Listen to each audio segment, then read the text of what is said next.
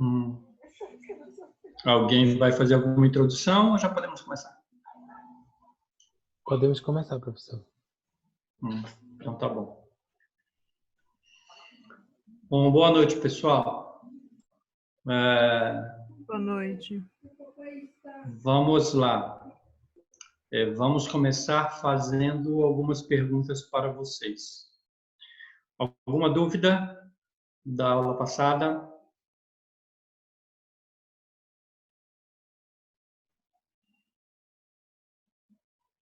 Silêncio. Quem leu o material da aula de hoje, aula 3 e 4? O Wellington disse que sim. Professor, Oi. você estava falando sobre capabilidade. Sim, senhor. Eu não consegui entender muito bem assim o que ficou para mim. Capabilidade, ele é aquele cálculo da capacidade do CP e CPK, é mais ou menos isso mesmo? Então vamos lá.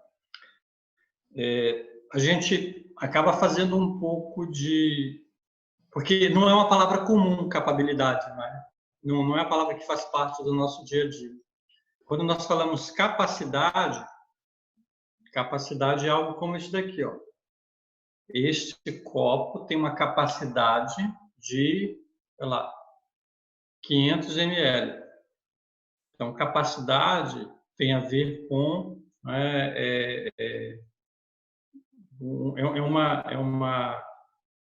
uma grandeza, uma característica, né, quantitativa relacionada com um volume, né, uma massa, uma força, né? Essa cadeira aqui, ela suporta 120 quilos, então a capacidade dela é essa. Capabilidade é um conceito que ele está relacionado a um processo, atender às especificações ao longo do tempo. Ele é um índice que ele é adimensional, ele não tem dimensão. Não tem dimensão, porque a gente vai dividir, por exemplo, se nós estivermos falando daquele processo de fazer pães. Olha, a especificação do pão é que ele tem que ser no mínimo 50 gramas, entre 50 e 55 gramas. Eu tenho aqui uma especificação. E aí a padaria está lá fazendo pãozinho, E aí nós falamos que, olha, o CP daquele processo é 1,5. Então, a capabilidade é a capacidade do processo em atender as especificações ao longo do tempo. Consegui responder? Com certeza, muito bom, bacana. Beleza. E aí, Natália, tudo bem? Está andando para lá e para cá, assim. Com esse seu fone dá uma... tu colocaste o fone assim no queixo, né, para não ter que ficar segurando, né? Isso. Muito Cheguei. bem. Bom, mais alguma pergunta? Resolveram todos os exercícios? Não. Eu ainda não também. Mas vocês tinham combinado comigo que iam estar com os exercícios resolvidos hoje, né?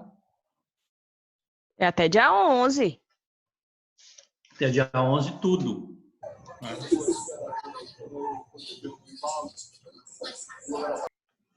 Até dia 11 tem que estar tudinho, mas tem que ir matando aos poucos. Certo. Bom, vamos lá. Vamos começar o nosso encontro de hoje. Tudo bem? Vou colocar aqui os slides. Vocês até já receberam, né? Imagino que vocês receberam esses slides aqui que foram enviados para vocês.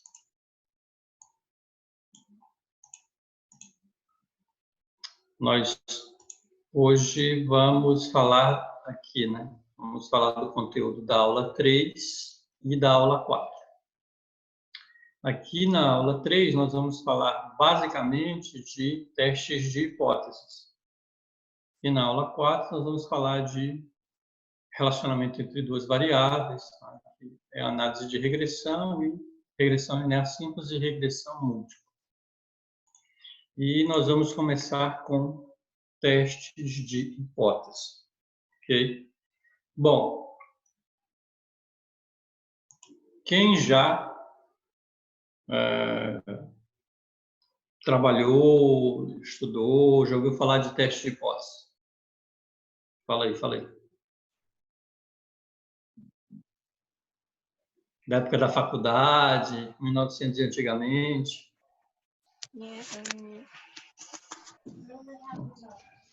Não lembra?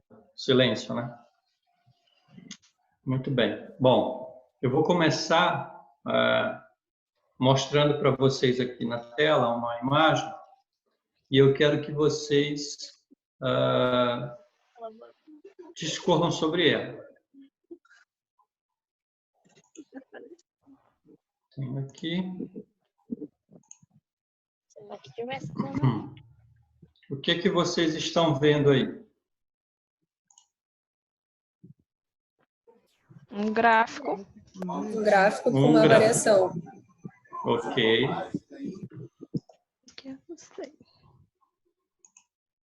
Deixa eu ver aqui. Vocês estão vendo? Vocês estão conseguindo ver alguma coisa de diferente?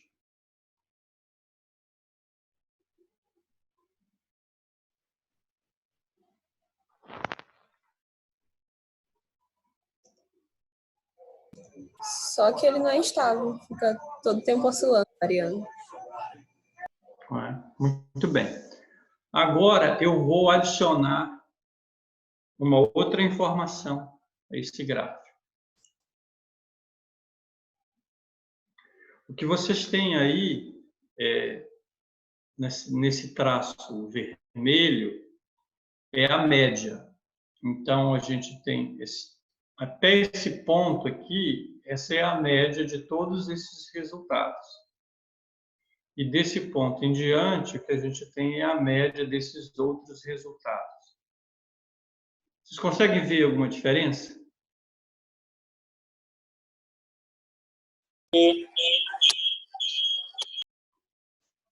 O que vocês estão vendo? Quando está aí no 5, do lado esquerdo, dando uma interferência. Isso. A média aqui é menor do que essa média aqui. Isso. Estava no ponto 6, na média 6 aí. Ela dá uma subida. Agora, quando estava assim, você conseguia perceber? É difícil, né? Evidentemente não, porque não tem as linhas demarcadas, mas essas linhas ao fundo, depois que a gente viu as linhas vermelhas, tem como agora a gente dar uma deduzida. Então, quando está assim, a gente não consegue perceber. Né? Quando a gente coloca a linha da média, aí você... pode ser. Agora eu vou mostrar uma outra informação. Assim,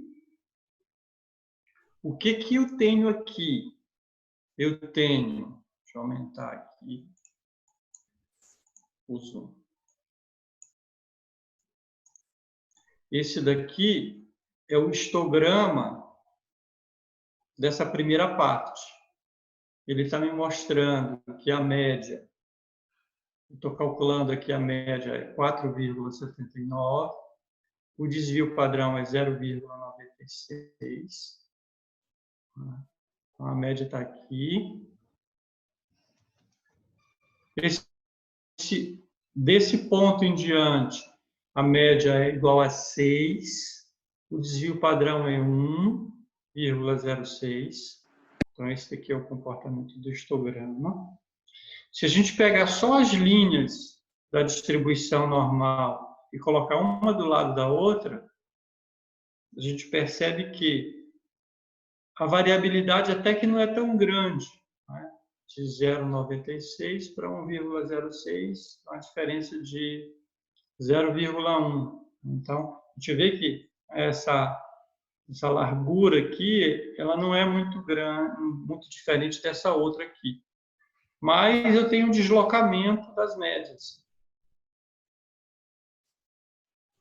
E se nós fizermos um teste de hipóteses, que a gente vai discutir um pouco mais na frente, nós podemos concluir que são diferentes. Então, o que eu quero dizer para vocês? Teste de hipótese é uma ferramenta estatística que a gente utiliza para tentar encontrar diferenças, caso elas existam. Aí você vai me dizer, pô, Ricardo, mas que diferenças? Imagina que aqui eu estou observando o comportamento de um determinado processo, de uma característica do processo, como, não sei lá, temperatura. E se eu ficar simplesmente registrando as temperaturas e ficar só olhando, sei lá, para a informação gráfica ou para a informação numérica, talvez a gente não consiga perceber que aconteceram variações. Mas aí, se eu disser para vocês, olha, aqui são as medições que eu fiz no dia 1. Aqui estão as medições que eu fiz no dia 2. Eu calculei a média do dia 1, deu esse valor. Vocês veem que está mudando, é porque eu coloquei uma forma dinâmica, então, toda vez que eu mexo, ele muda os valores. Que é exatamente para simular uma condição dinâmica. Então, às vezes, nós simplesmente, olha aqui, isso daqui, a diferença está muito sutil, 5,22 para 6,09. Muito sutil a diferença.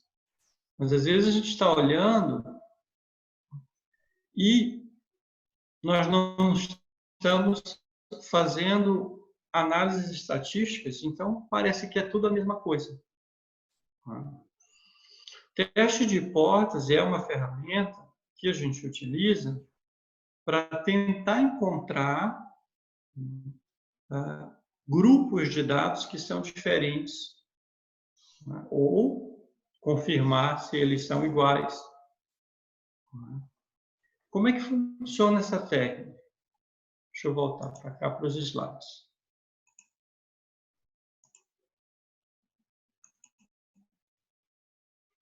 Então, o que é o teste de hipótese? Sempre que a gente faz uma pergunta, levanta uma hipótese, nós podemos fazer um teste de hipótese. Por exemplo, aqui. A média do consumo de combustível difere em função do uso do tipo de combustível. Se eu usar o combustível A ou se eu usar o combustível B. Faz sentido isso? Eu posso ter uma média de consumo diferente em função de um combustível diferente? Sim. É possível. É possível. De repente, o combustível A é um álcool, o combustível B é gasolina.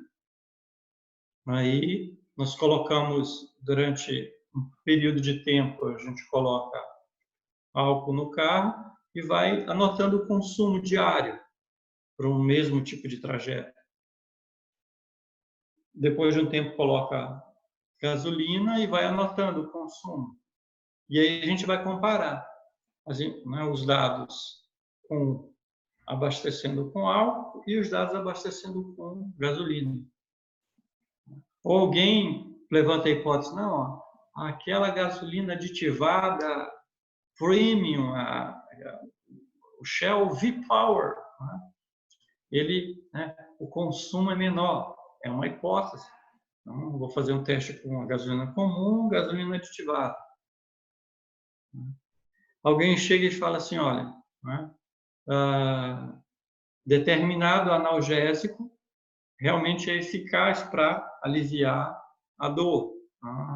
Ok. Como é que a gente faz um teste? Quando é testes assim médicos, para algumas pessoas você prescreve analgésico e pede para eles relatarem se houve melhoria da condição, diminuição da dor. E para outras pessoas do mesmo grupo, né, você dá para eles o que a gente chama de placebo. Né? Parece que é o remédio, mas é só, né, um pozinho comestível, lá, sei lá, trigo.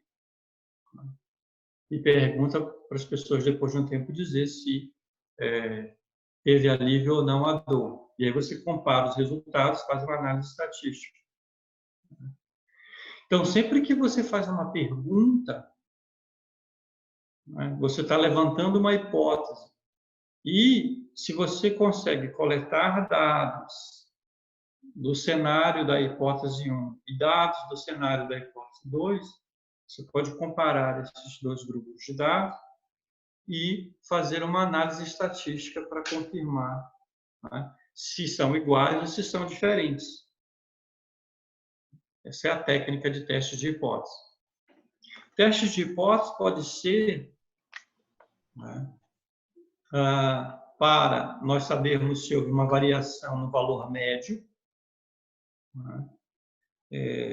Se eu tenho aqui, por exemplo, um valor de referência, eu vou lá, coleto dados de uma amostra e eu vejo como é que está o resultado da média daquela amostra e eu comparo para saber se, né, é significativamente diferente a média daquela amostra ou não. Às vezes, quando tem uma distância grande de uma média para outra, obviamente a gente percebe. Mas, às vezes, a diferença ela é pequena, como naquele exemplo lá de 0,1, e a gente se engana e acha que não houve diferença, mas, estatisticamente, ela existe. Então, o teste de hipótese é uma ferramenta para a gente ter uma conclusão que não seja subjetiva. Como é que funciona o teste de hipótese? A gente tem, olha, duas hipóteses. Uma é que não houve diferença, né? Então, a média, Mi, está representando aqui a média. A média da população que eu estou querendo analisar, ela é igual à média da amostra, né? Ou a média da população é diferente da média da amostra. A gente faz essa análise e julga, né, com base no resultado do teste de hipótese. Bom, Ricardo, mas espera aí, vamos lá, dar uma paradinha aí que eu estou tentando me achar ainda. Ok. Então, eu vou fazer uma simulação. Eu vou aqui abrir uma planilha do Excel. Vamos lá. Abrir aqui. Sumiu? Sumiu? Acho que sim, né? Eu abri uma outra planilha e ele simplesmente parou de compartilhar. Tá. Vocês estão vendo aí uma tela em branco, né? Isso. Aí eu vou fazer o seguinte. Eu vou usar uma função do Excel, para me trazer um valor numérico. Deixa eu ver aqui.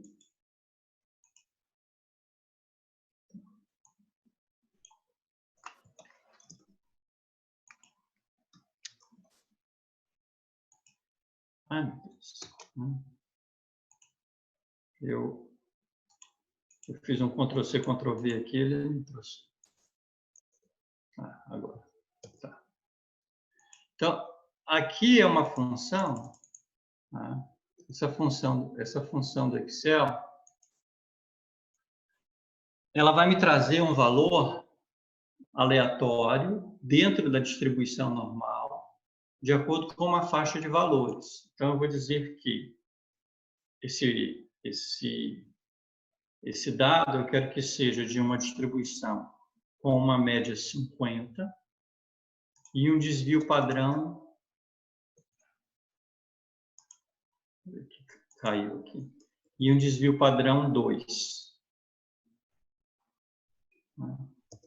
Então, ele me trouxe o número 48. Então, 48 é um número aleatório de uma distribuição normal com a média 50 e o desvio padrão 2. Ok. Agora eu vou gerar uma quantidade grande. Vou gerar aqui, sei lá, 200, uma coluna de 200 aqui e...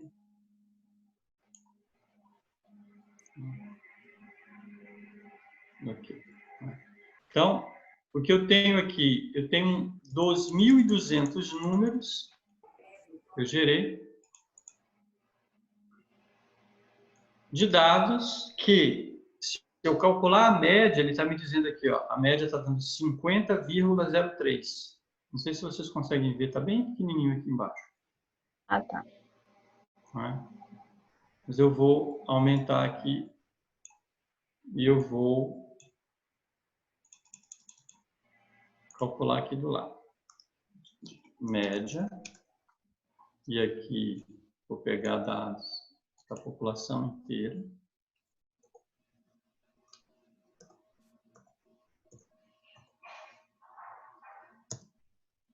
E está aqui.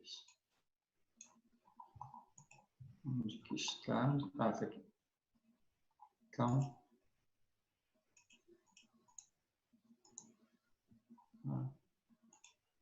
Então, eu gerei uma sequência de números.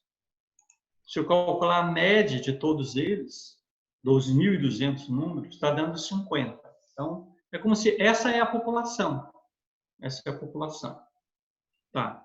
Só que o que acontece no mundo real? Muitas vezes a gente não tem recursos para medir todos os números, todos os valores de uma determinada população. Então, o que a gente faz? A gente, em algum momento, a gente vai lá e arranca uma amostra. Não é assim que funciona? Sim. Então, se eu pegar essa amostra aqui, vou colocar ela aqui. Arranquei aquela amostra lá. E ele está me dizendo que a média dela, a média dessa amostra, ela é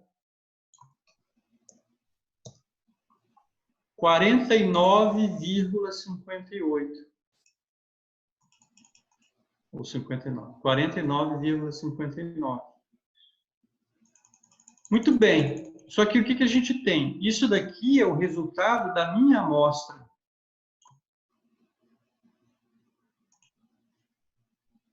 O resultado da minha amostra. Só que a gente pegou esses dados de uma população cuja média é 50. Então, aqui é a população toda.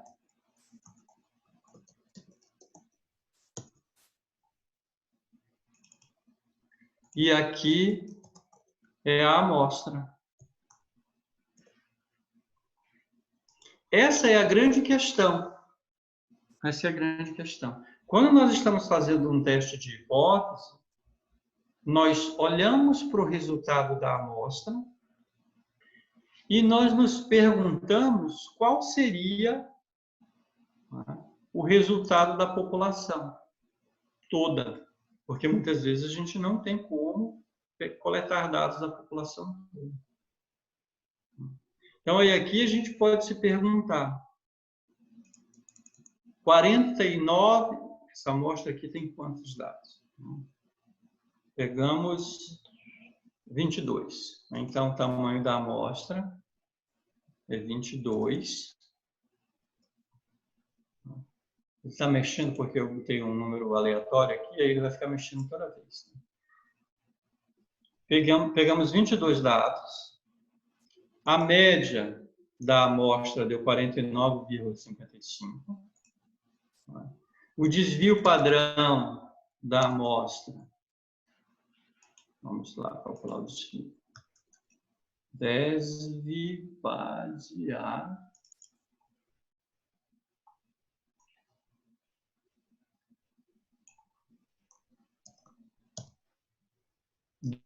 2,05.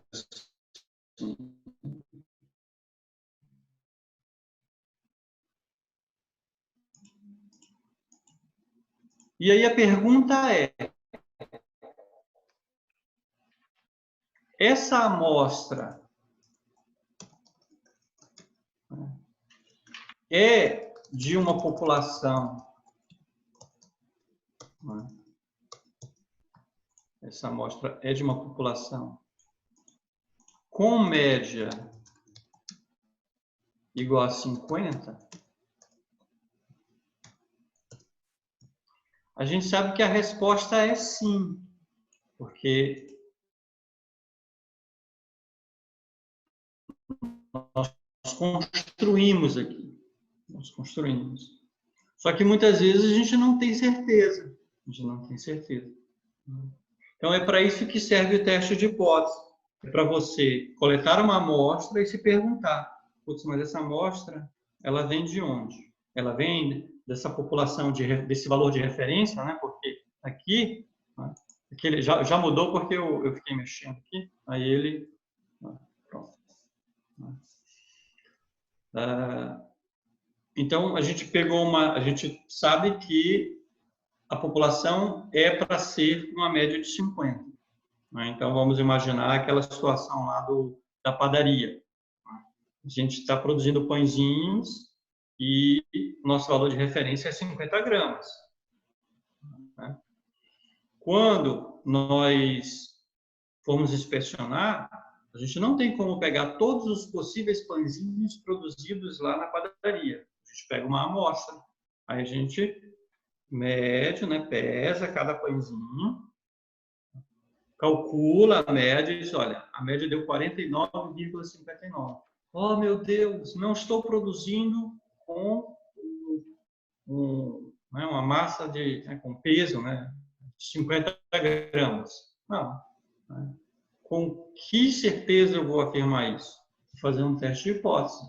Um teste de hipótese ele serve para a gente confirmar estatisticamente as informações da população com base na amostra que a gente coletou. Está claro até aqui? Sim. Muito bem. Então, vamos voltar aqui para os nossos slides.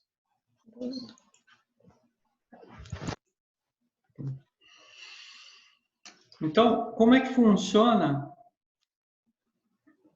o teste de hipótese? Primeiro, a gente estabelece as duas possíveis hipóteses. Hipótese 0 é a hipótese conservadora, é a hipótese da igualdade.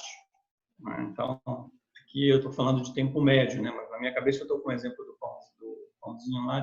Então, o peso médio dos pãezinhos produzidos no processo são iguais ao peso, né? Peso é massa, né? Ao valor de referência da população, 50 gramas. Essa é a hipótese alternativa, a hipótese conservadora, é a hipótese da igualdade. Qual é a hipótese alternativa? A hipótese da diferença, onde a gente diz: olha, não, ele não é igual. Então, sempre quando você está construindo um teste de hipótese, você tem essas duas possibilidades de você comprovar que é igual ou você comprovar que é diferente.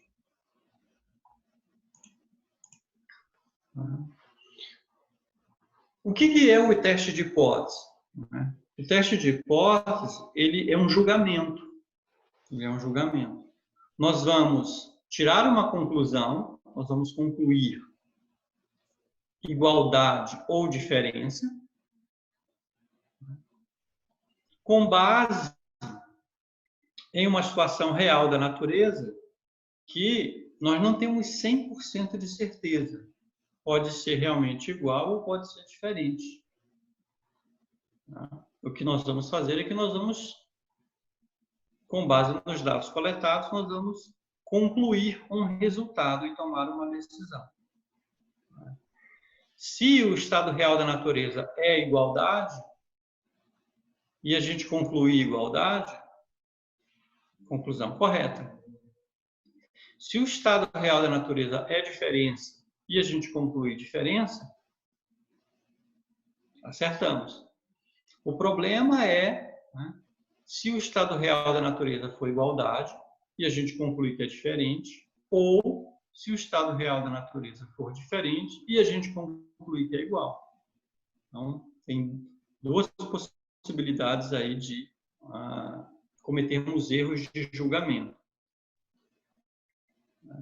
A analogia que foi feita quando se construiu o teste de hipótese é a analogia do julgamento, né, de um julgamento jurídico, do nosso sistema legal.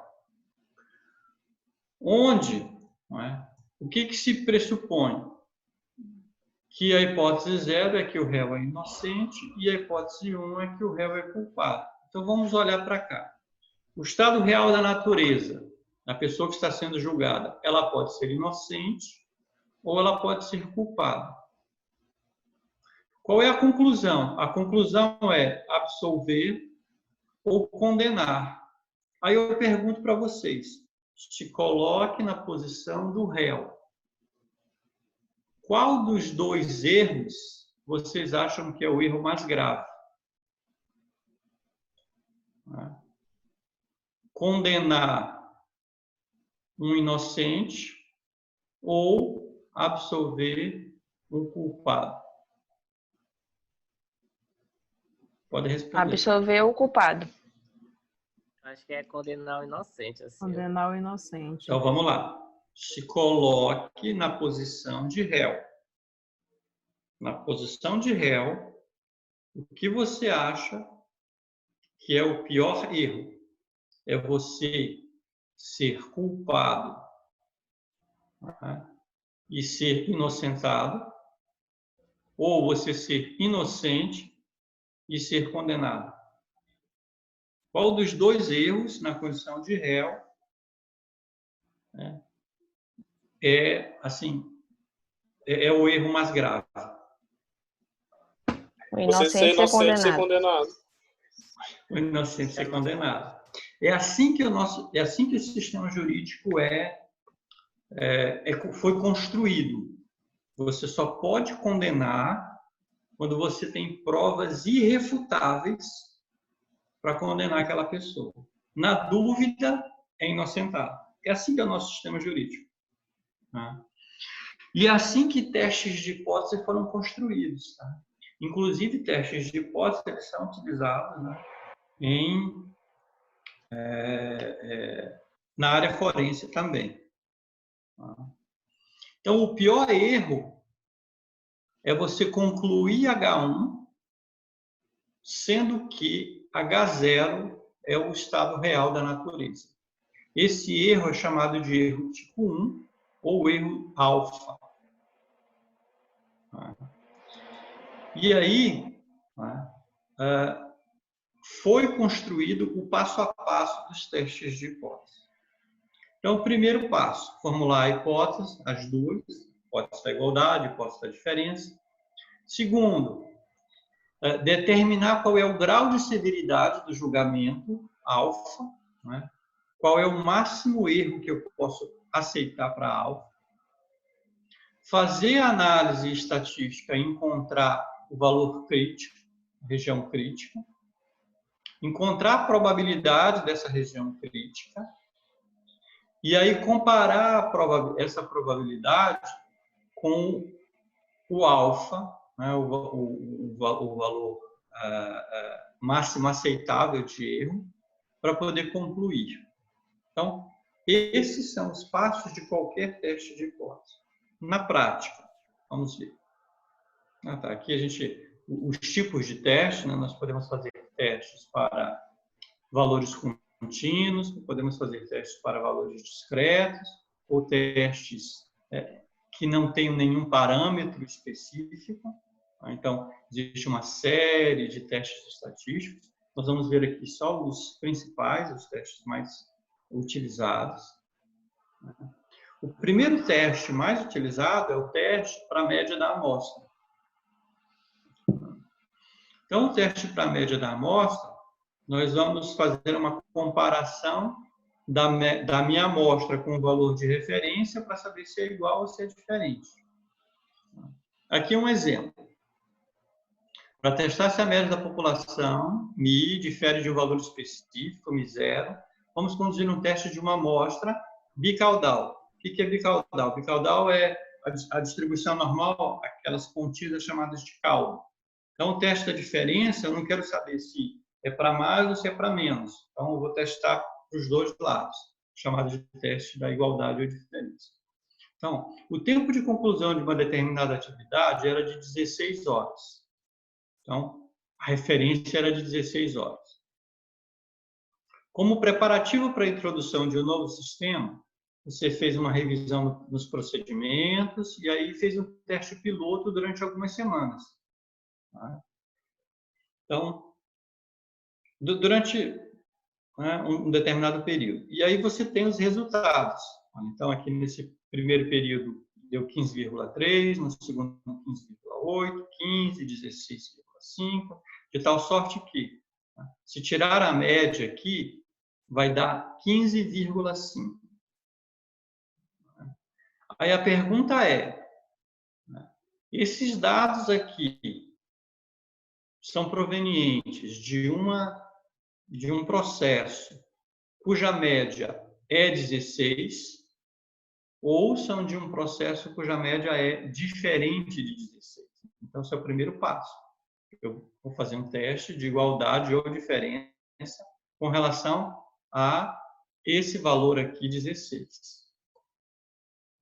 Então, a hipótese nula, olha, não alterou.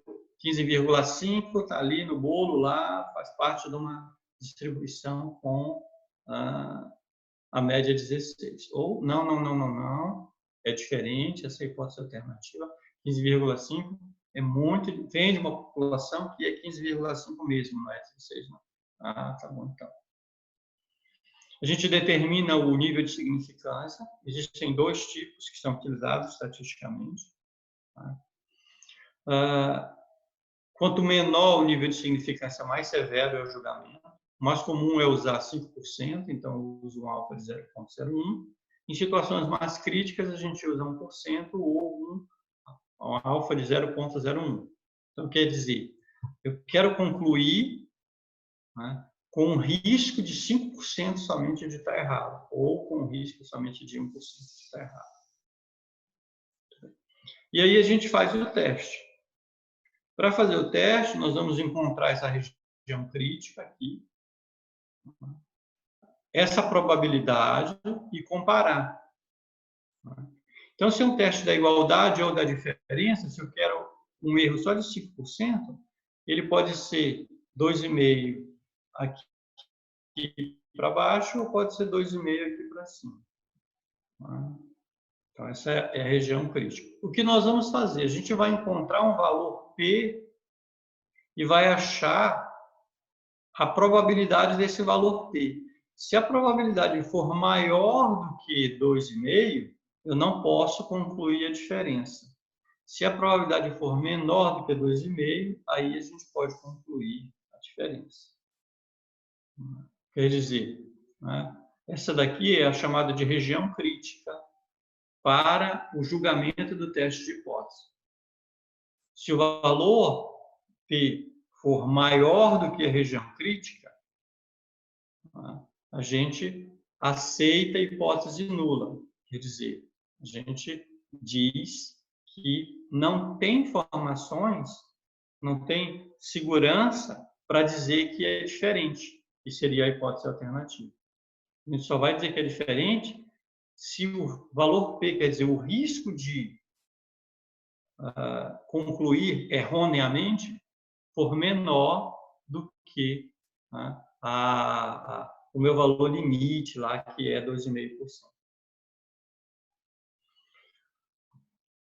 Essa região crítica, esse valor, pegando lá da distribuição normal padronizada, ele é igual a 1,96, seja ele para baixo, seja ele para cima. 1,96 em módulo.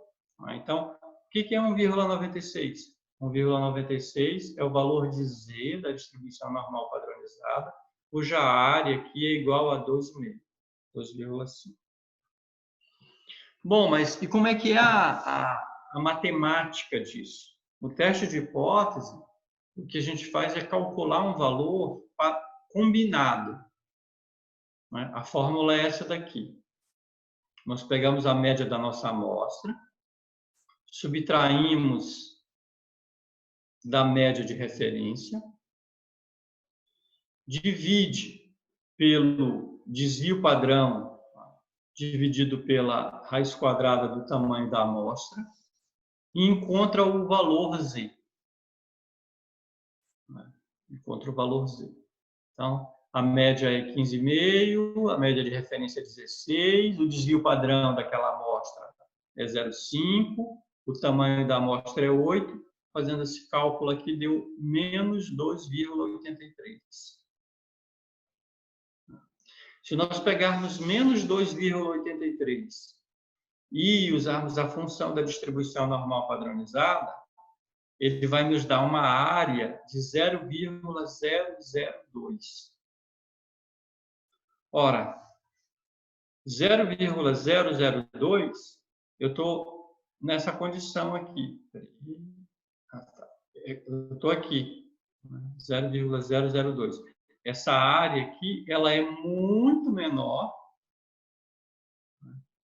do que 2,5%, que equivaleria a 0,025.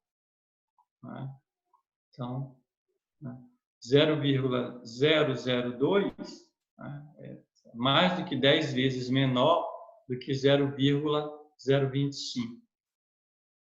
Então, nós podemos dizer que, como o valor encontrado, o valor de P encontrado, é menor do que o risco, nós aceitamos a hipótese alternativa, que é a hipótese da diferença. Quer dizer o quê? A gente pode concluir que a média da população, essa média de 15,5, é realmente diferente da média 16. Então, voltando lá para o nosso enunciado, olha, foi feita uma revisão dos procedimentos e depois dessa revisão, o tempo dessa operação caiu de 16 para 15,5. E essa diminuição de tempo, estatisticamente, ela é consistente. Significa que, nas semanas seguintes, esse valor ele não vai oscilar para cima. Ele vai se manter nessa média de 15,5. Então, essa é a conclusão quando nós fazemos um teste de hipótese.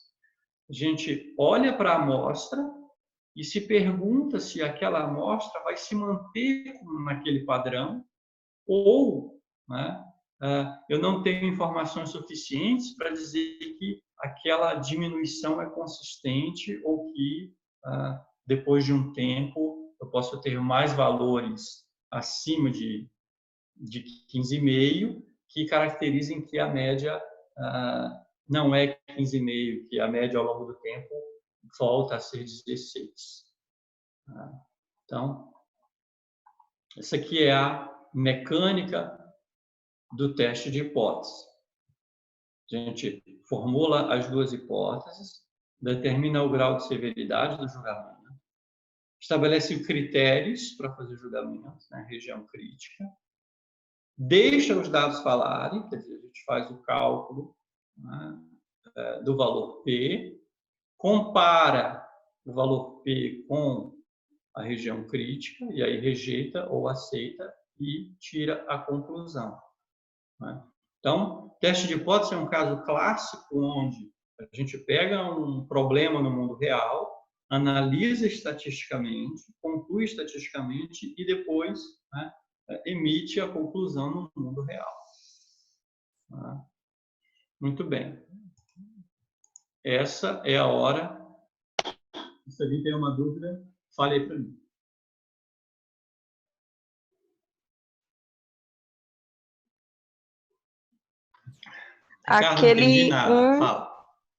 Aquele 1,96 do Z, ele é tabelado, é? É tabelado. Ah, tá. Tabelado. Aquele 1,96 ele equivale, né, a uma área de 2,5. Não é? Na realidade, aquela análise ela podia parar ali, não é?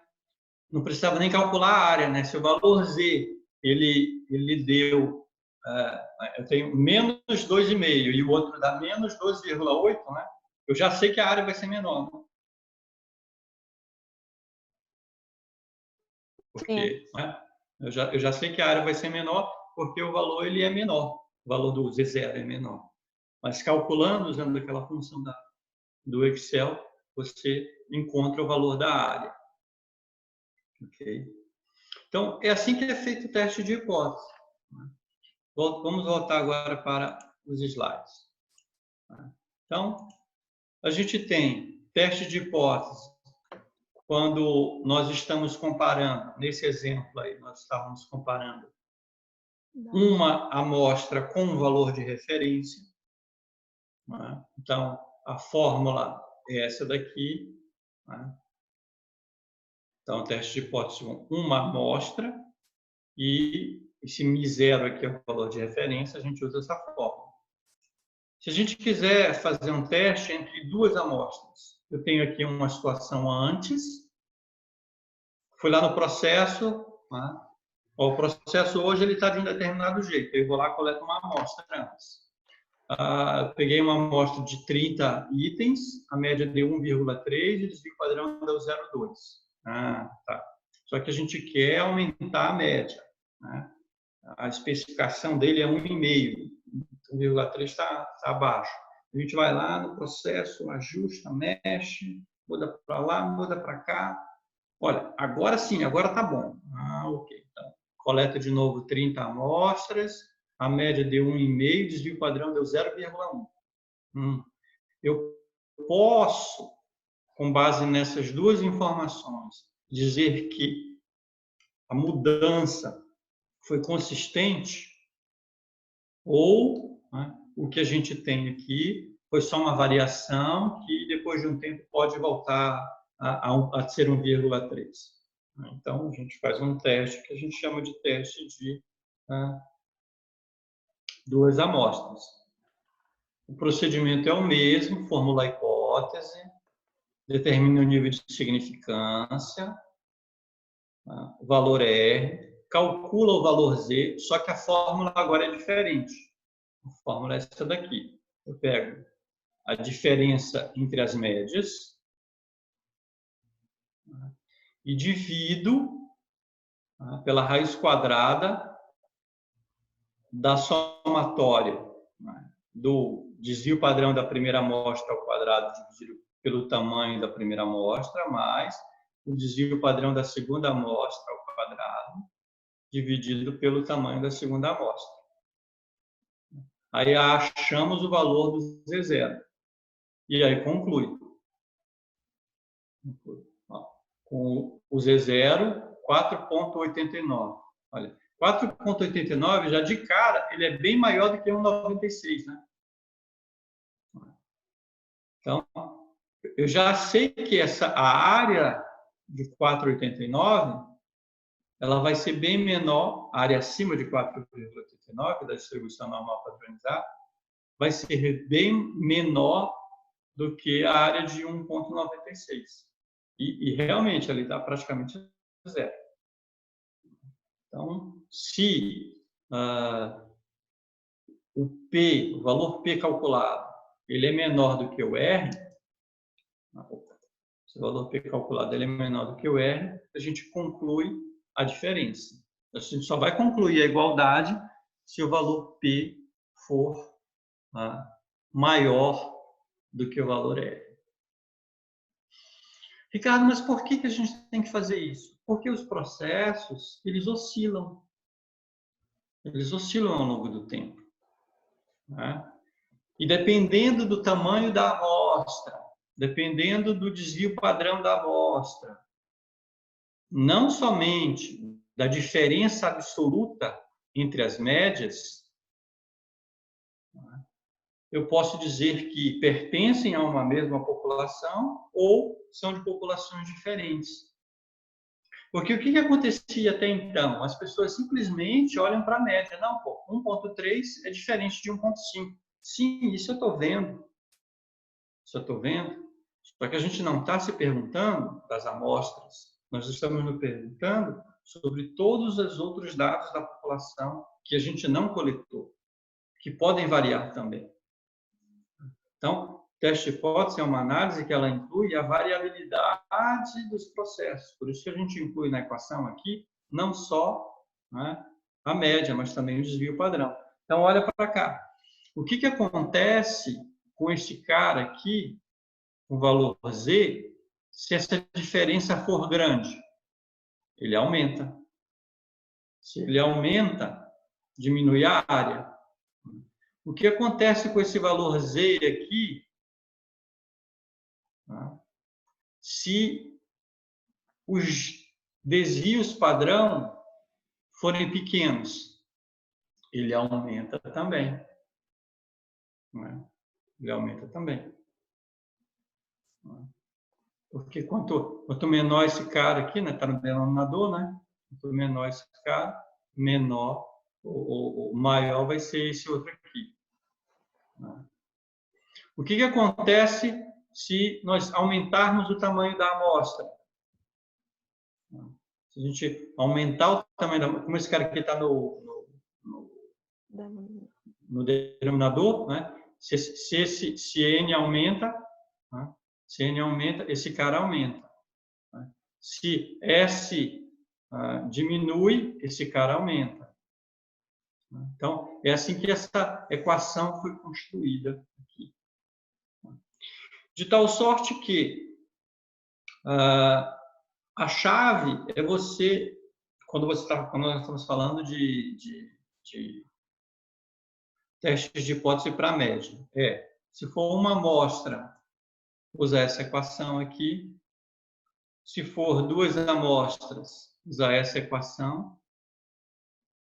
Se você não conhece o desvio padrão da população, você usa a mesma equação, você pode ver que a equação é a mesma, só que ao invés de usar a distribuição Z, que é a distribuição normal padronizada, essa distribuição norm P é a distribuição Z, você pode usar uma outra distribuição chamada distribuição T, que tem lá no Excel.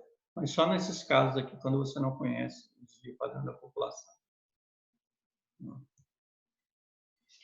E aí a gente tem exercícios. Os exercícios, esse daqui é um exercício para você calcular, para você avaliar, bem parecido com o primeiro exemplo, né? Porque tem um valor de referência. Esse segundo exemplo aqui também é um valor de referência. Exemplo, não, desculpa, exercício, né? Esse exercício aqui é comparando 2 amostras, então, parecido com aquele outro exemplo. Tá? E aqui a gente tem um resumão de todos os testes de hipótese de dados contínuos. Né?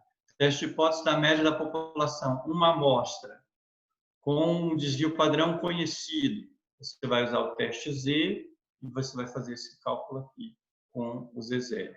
Se o desvio padrão é desconhecido, faz esse cálculo aqui. 2 amostras, desvio padrão conhecido ou desconhecido. Né? Esse daqui, deixa quieto por enquanto, que é alguns casos específicos. Então, você tem aqui o Z0 ou o T0. Tem também, acho que na nossa apostila não tem nenhum exercício com dados emparelhados. Né? Tem um caso específico para dados emparelhados. E qual é o outro padrão? Qual é o outro parâmetro, né, de dados quantitativos, além da média? O outro parâmetro é o desvio padrão. Então, nós podemos fazer testes também para uma amostra, analisando o desvio padrão, e aí a distribuição que é usada é a distribuição X². E para 2 amostras, a distribuição que é usada é a distribuição F. O que nós temos aqui? Exemplo de teste de hipótese para uma amostra. Então, o passo a passo é o mesmo: hipótese, determinação das hipóteses, nível de significância, região crítica, acho o valor estatístico, aceito ou rejeito. Então, uma amostra, o cálculo, né? Então, voltando aqui. Então, desvio padrão ou variação da população, uma amostra. Vamos usar a distribuição x². Daqui ela, distribuição x², essa daqui, né? no Excel. Em inglês eles pronunciam chi-square, aí acabou que, né? Quando traduziram para português ficou assim, que ao invés de x. Né? É chamada de distribuição chi². Né? A equação aqui é a mesma, que se você estiver analisando a cauda da direita, você vai para um lado, usa a equação desse jeito. Se for a cauda da esquerda, você usa a equação dessa outra forma aqui. Duas amostras usa a distribuição F. Distribuição F, essa daqui, dist.f. Mas o passo a passo é o mesmo. Determina as hipóteses, nível de significância, região crítica, valor estatístico, aceita ou rejeita. E aqui os exercícios de desvio padrão. Esse daqui é uma amostra, aqui são duas amostras. E a gente cobriu aqui essa parte de média e desvio padrão, uma ou duas amostras. Eu sei que eu passei um pouco rápido, mas o passo a passo é sempre o mesmo. Vamos lá. Perguntas?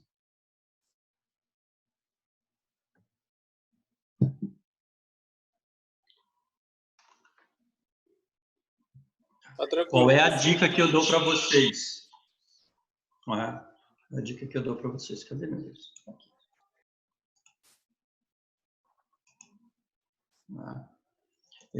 Refaz os exemplos. Então, refaz esse exemplo aqui. Constrói ele, calcula, acha o valor Z, refaz o exemplo.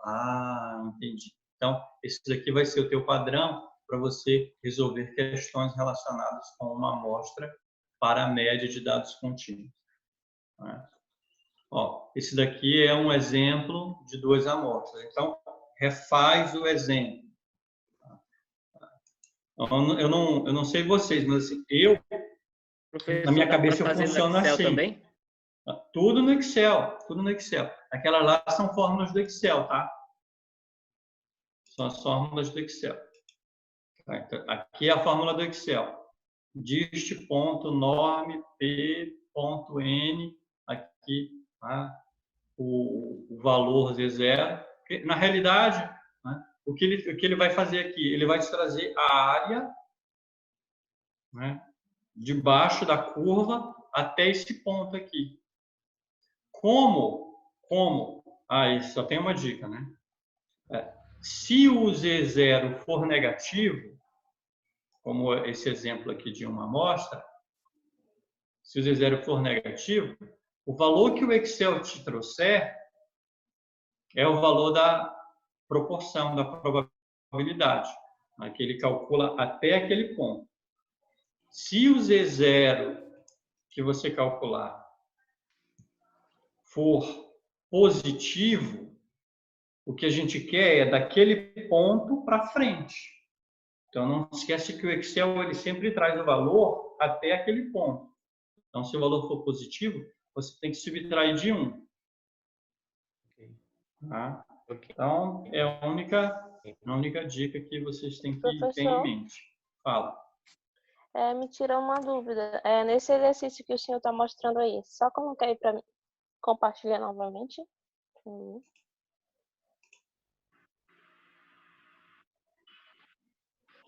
Nesse Z0 4.89, pela fórmula, não seria negativo ele? Porque ele não está considerando x1 e x2. x1 seria 1.3 e o x2 1.5? Por isso que...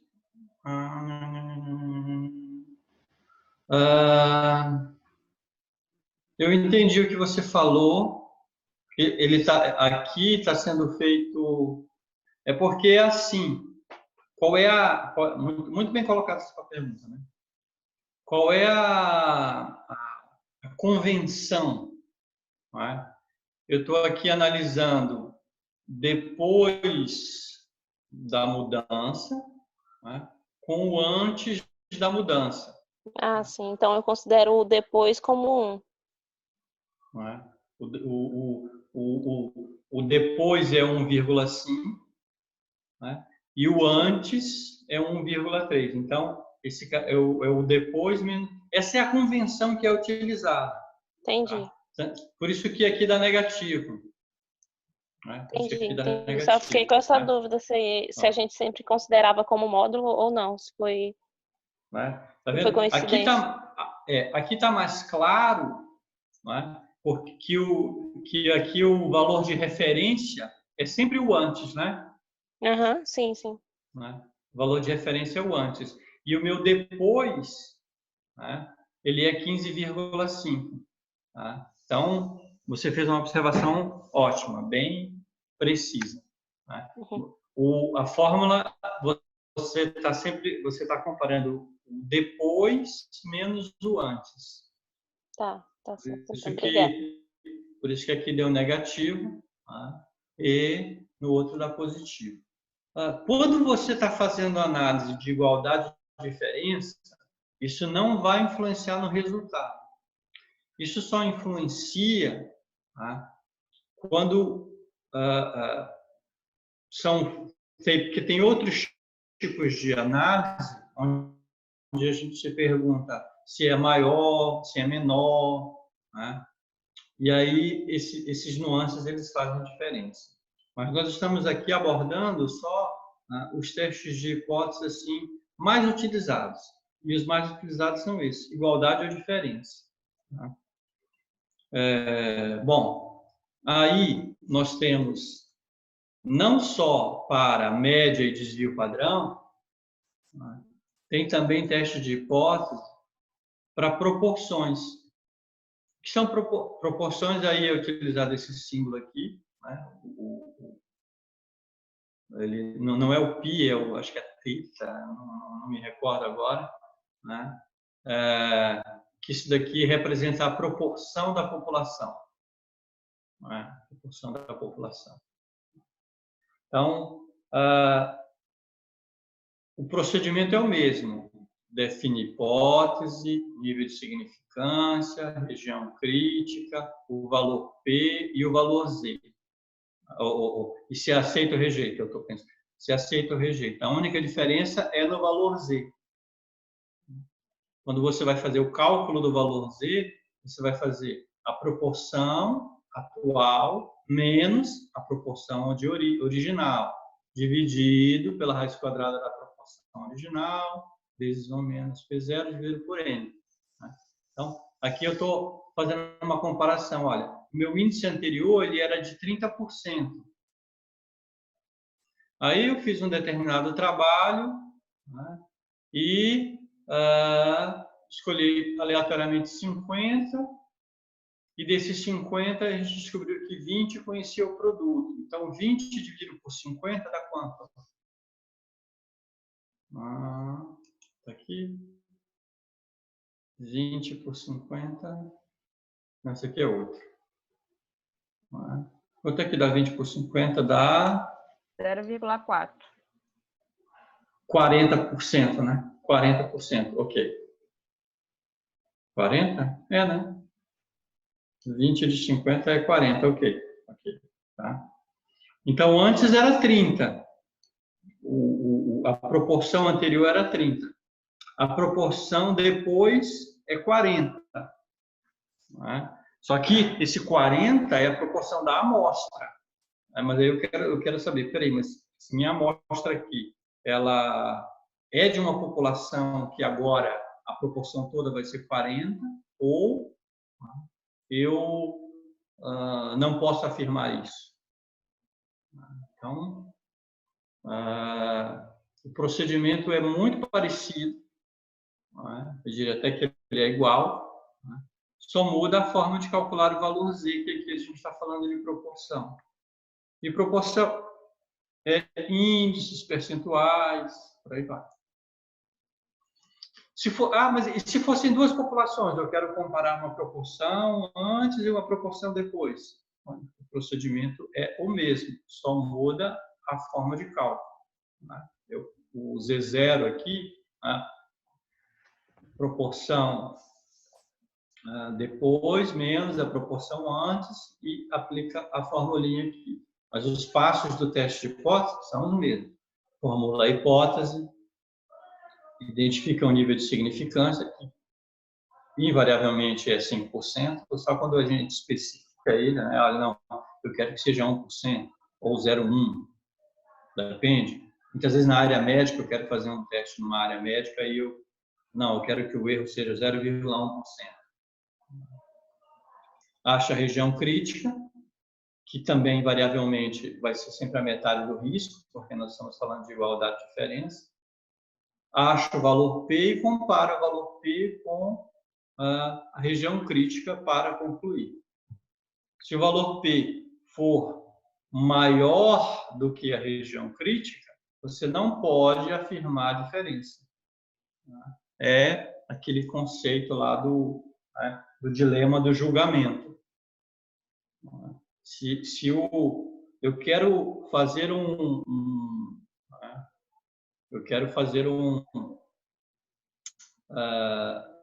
julgamento e eu quero que o meu erro seja no máximo 5%, olha, esse meu resultado aqui está dizendo que o erro pode chegar a 18%. O erro no julgamento. Então, eu não vou concluir. Porque eu não quero concluir com a possibilidade de eu errar minha conclusão tão grande.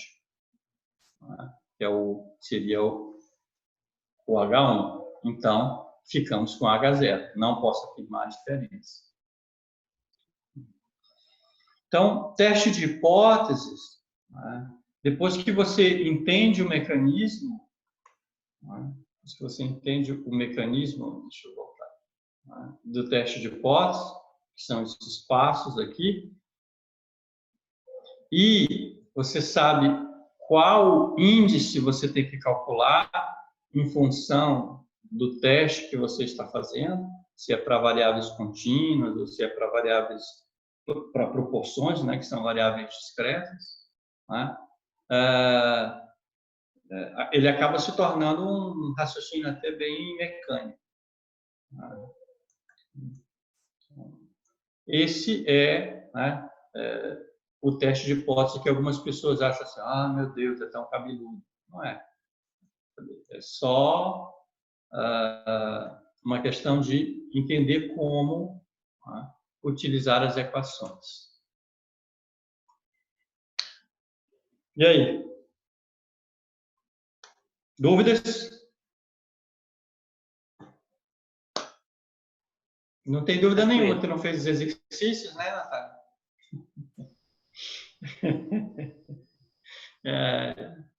Então, tá bom. Né? Gente, eu vou ter que pedir licença de vocês. 12 minutos.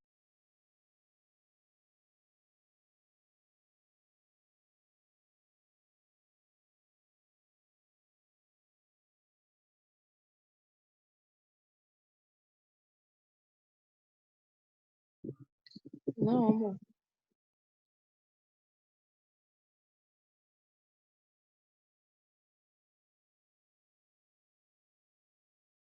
E aí, Pedro?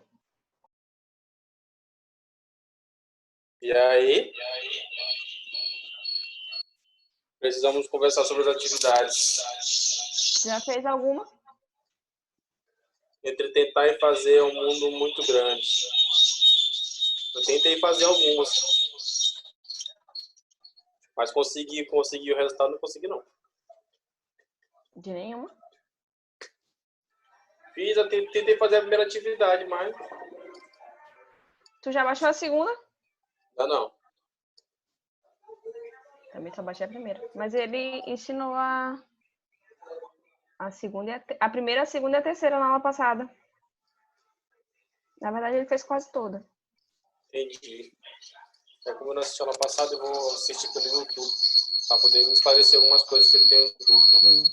Quando eu acho que eu tô ruim, o Pedro tá pior que eu. Boa, Raí.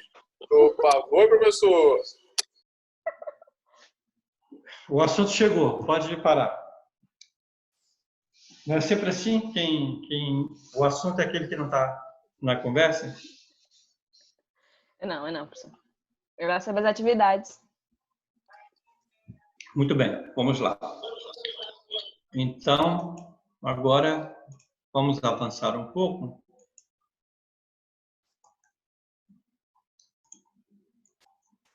E vamos para um assunto um pouquinho mais light do que teste de hipótese. Quer dizer, eu acho, né? Assim, como ele é menos abstrato, né, do que teste de hipótese, eu acabo achando que ele é um pouco mais, né, palatável. Vamos falar de uma outra ferramenta estatística que a gente utiliza para relacionar variáveis. Né? Vou falar de regressão linear simples e depois de regressão múltipla. Né?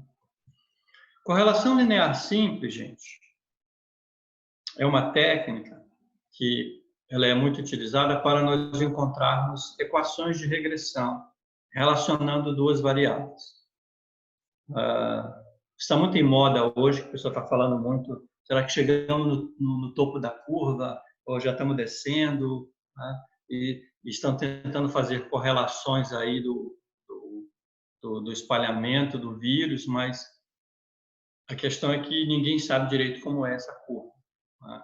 Você só consegue fazer uma equação depois que você tem todos os dados. Né? Essa é a realidade do ponto de vista estatístico. Né? Quando nós estamos fazendo correlação linear simples, o que a gente está querendo é estabelecer uma relação entre duas variáveis e encontrar uma equação matemática entre essas duas variáveis numéricas. Né? Então, nesse caso específico aqui, nós temos um grupo de dados. E aí nós tentamos encontrar uma equação que represente esse grupo de dados.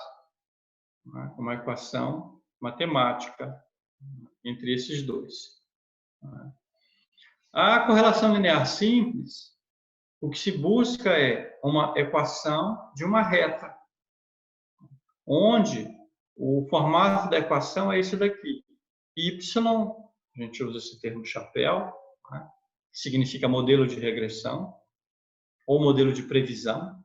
O modelo de previsão de Y vai ser uma constante mais um coeficiente vezes o outro fator. Então, imagina aqui que a gente tem esse grupo de dados e nós queremos encontrar essa equação aqui. Um ponto fácil de fazer é, olha, o ponto onde tem uma interseção aqui no eixo Y vai ser a minha constante. E eu vou pegar aqui essa inclinação e vou calcular, né, o coeficiente de x. Então, aqui eu tenho, né, de 0 a 10, né, o ΔX. O meu ΔY está variando aqui de, sei lá, de 95 a 55. Então, dá 50. Então, um ΔY de 50, um ΔX de 10, 50 dividido por 10 daria 5. Essa é uma forma bem simples, uma forma que a gente chama de uma forma gráfica de encontrar essa equação aí. Só que essa equação ela não explica todos os resultados obtidos, né? Todos os dados históricos aqui. Tem uma variação aqui, umas variações são para mais, outras variações são para menos. Né? Então, isso aqui nós chamamos de coeficiente de correlação, porque o que se está fazendo é procurando encontrar a equação que melhor represente os dados, de forma que a somatória total seja igual à somatória da linha de regressão mais a somatória dos possíveis erros. Né? Somatória dos possíveis erros. E o que se quer é que os possíveis erros sejam os menores possíveis. Então, do ponto de vista matemático, o que foi feito foi, montou-se essa equação aqui, onde a somatória de todos os totais vai ser a somatória da linha de regressão mais a somatória dos erros aqui. E se fez um cálculo utilizando aquelas técnicas para minimizar, encontrar o valor mínimo, e aí se chegar a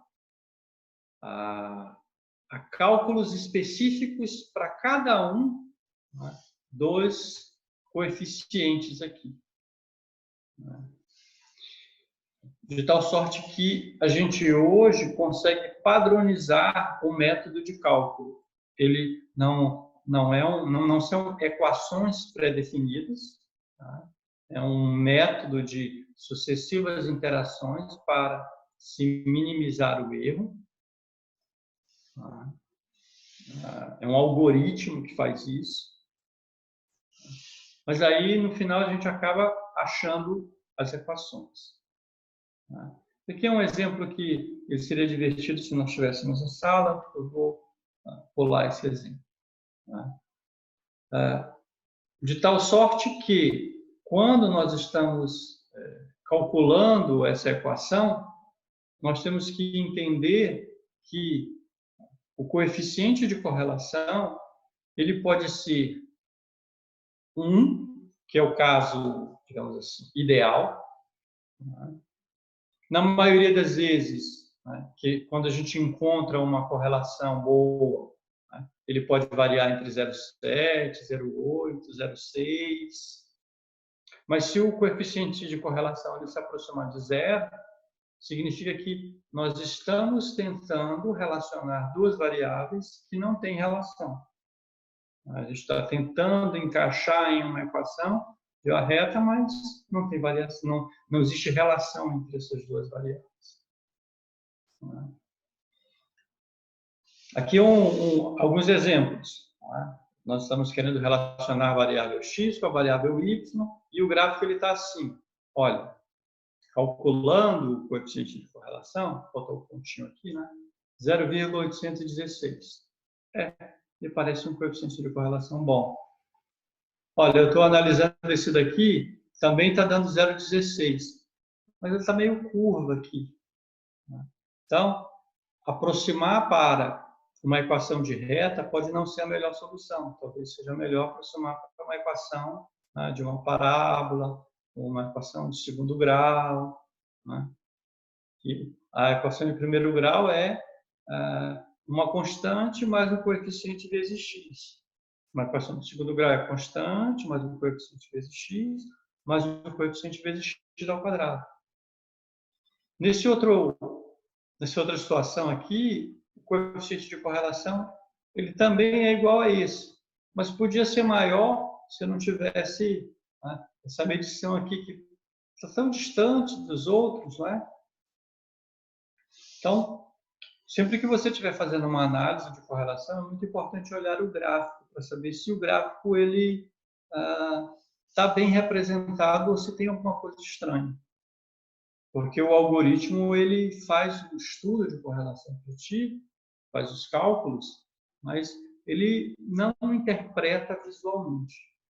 Por exemplo, nesse caso aqui, o cálculo ele está me dando um coeficiente de 0,8. Como eu tenho os dados aqui todos nesse ponto, aqui nessa linha aqui, e eu tenho um disperso aqui. Se a gente tirar esse cara aqui, esse coeficiente aqui ele pode simplesmente cair para 0. Porque o que significa correlação? Significa variar um fator e o outro fator variar também, seja positivo ou seja negativo. Se a gente tirar esse valor aqui, a gente não vai ter variação no eixo X, então não vai ter correlação. Né? Então, o que é o coeficiente de correlação? O coeficiente de correlação, R, né, ou R quadrado, né, tem essas duas formas. Normalmente, R é quando é só um fator, quando é 2, 3 ou 4, usa-se o R quadrado. Né? Ele só vai fazer sentido quando tiver uma inclinação na reta. Se não tiver inclinação na reta, ele vai se aproximar de zero. Ele vai dizer que não tem correlação. Porque, de novo, correlação é variações em um fator em função de variações no outro fator. Deixa eu passar um exemplo. Né? Então, aqui nós temos, dadas as seguintes alturas e pesos de 12 homens, de acordo com a seguinte tabela. Vamos construir um gráfico de correlação, relacionando os dois fatores, encontrar os valores dos coeficientes e construir a equação de regressão. Tá? Gente, é muito fácil fazer isso. Né? Deixa eu mostrar para vocês como é fácil fazer análise de correlação no Excel.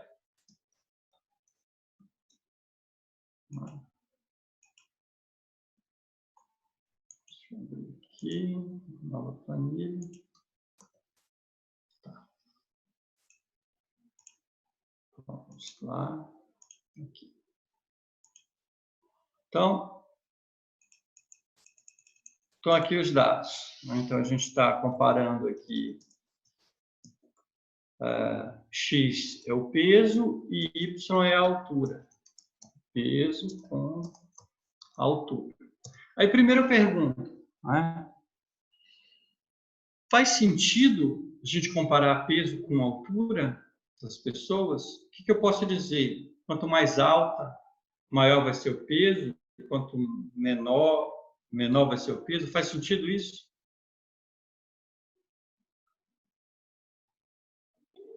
Faz sentido, sim. Geralmente é feito isso, né, naquele cálculo de IMC. IMC, exatamente. Ah, tem exceções? Tem, claro que tem exceções. Claro que tem exceções. Quando você está fazendo esse tipo de análise, você está tentando entender o comportamento médio. Você não está tentando entender as exceções. Muito bem. Então, a primeira forma, e uma forma super fácil de fazer, eu vou colocar aqui, porque eu não quero simplesmente fazer X e Y. Deixar assim, peso e altura. Então, vou deixar aqui. Esse aqui é o X, esse aqui é o Y. Ok? Tá todo mundo vendo aí?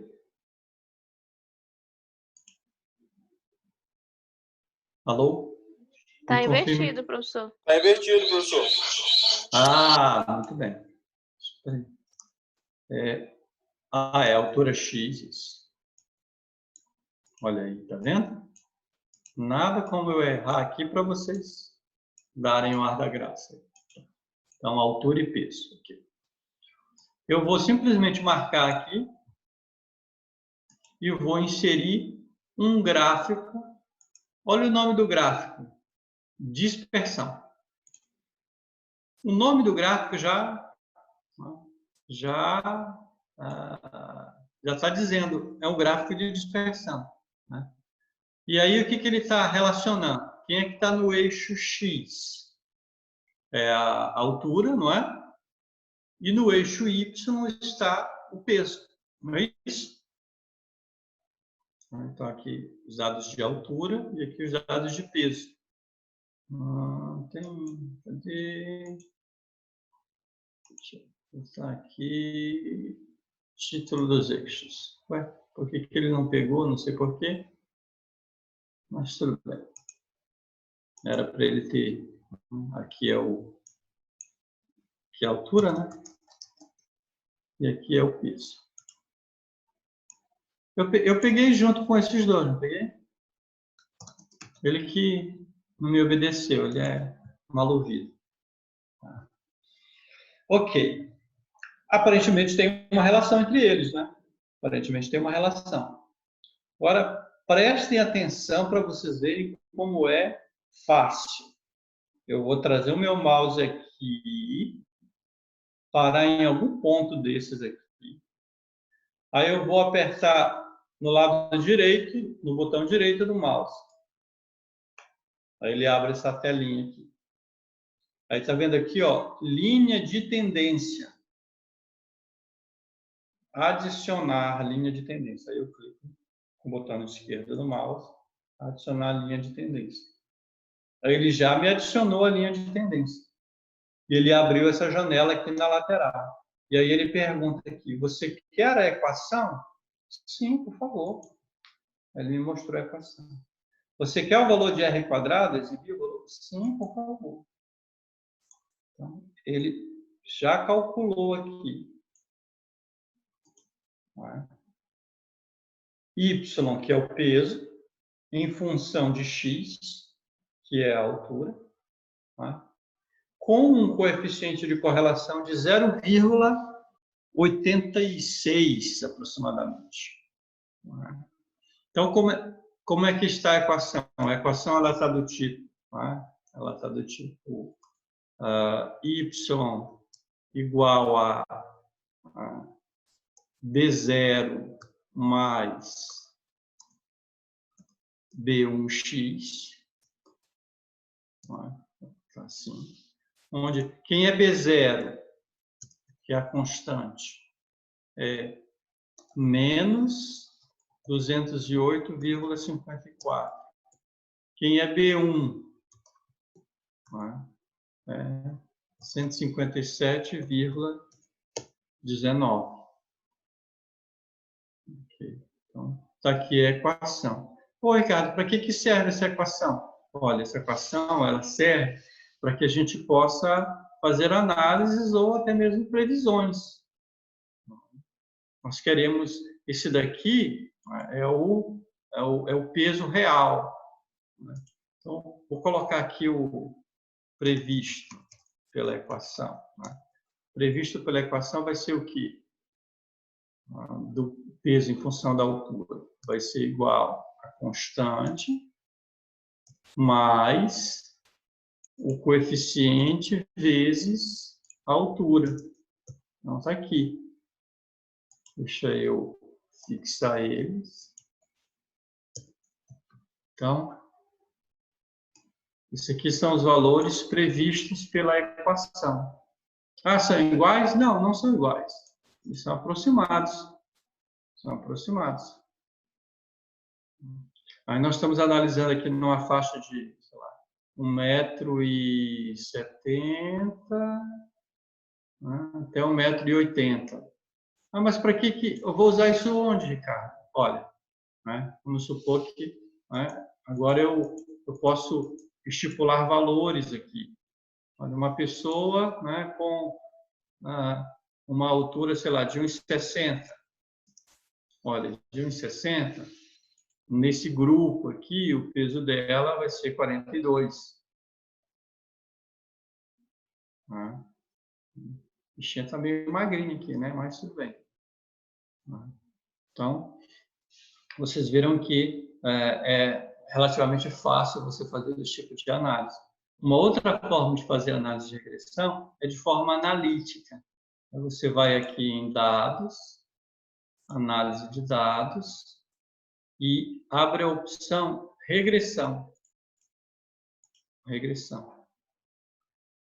A opção regressão, você informa quem é o teu Y.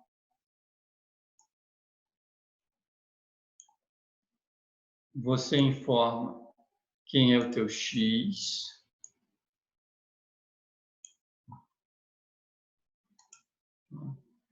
Eu marquei com rótulos. Vou pedir para ele colocar o resultado bem aqui. Ok. Então, aí faz uma análise analítica. Ele faz aqui, ó, calculou aqui o R quadrado. Deixa eu diminuir um pouquinho aqui. Até aqui o R quadrado 0,8596. Ele botou até uma casa decimal a mais aqui. Ah, não acredito. Ah, cara chato. Por que ele fez isso? Será que eu marquei? Ele só aceita se for em colunas, né? Ele só aceita... Ele deu algum erro aqui, alguma... Eu vou inverter, então, os lados. Não sabia que esse era chato assim. Só se tiver em forma de coluna, vou transpor. Tá. Botei aqui em forma de coluna, tá? Vou refazer. Fazia tempo que eu não fazia esse exercício, eu não imaginava que ele ia me dizer isso. Então, vamos lá. O Y aqui é o peso. O X, a altura. E intervalo de saída, eu vou deixar o mesmo intervalo de saída, ele vai me reclamar. Que já tem alguma coisa lá, eu vou dizer sim, pode escrever em cima. Ah, agora. Isso aqui, deixa eu deletar. Agora ele acertou. Então, tá aqui, ó. O coeficiente B0 menos 208,54 e o coeficiente B1 157,19. Aqui ele botou com uma casa decimal a mais, 186. Só que esse formato aqui, usando análise de regressão, você não visualiza graficamente, né? Ele te traz um resultado assim. Traz um resultado assim, completamente analítico. Quando é que eu vou usar esse método aqui analítico? Normalmente a gente usa esse método aqui quando você tem mais de uma variável. Porque quando você tem somente uma variável x e uma variável y, dá para fazer graficamente. Mas se a gente tem 2, 3 variáveis x que nós queremos utilizar para explicar um determinado resultado y, não dá para fazer graficamente. Aí a gente usa esse método analítico aqui, que é o caso, né, da regressão linear múltipla.